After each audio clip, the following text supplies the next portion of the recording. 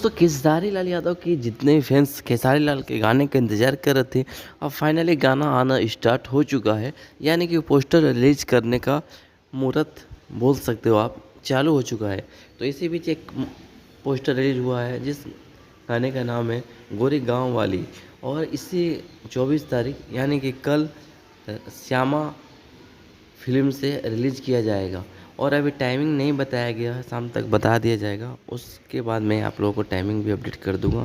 फ़िलहाल अभी पोस्टर ही रिलीज़ हुआ है, इसे खेसारी लाल यादव ने गाया है और इसमें को खेसारी लाल यादव के साथ आस्था सिंह देखने को मिलेगी। इस गाना को अखिलेश कश्यप लिखे हैं और गाना काफ़ी शानदार होने वाला है।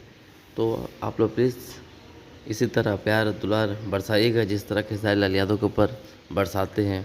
मिलते हैं अगली वीडियो में, तब तक के लिए इजाज़त दीजिए। जय हिंद, जय बिहार और जय भोजपुरी।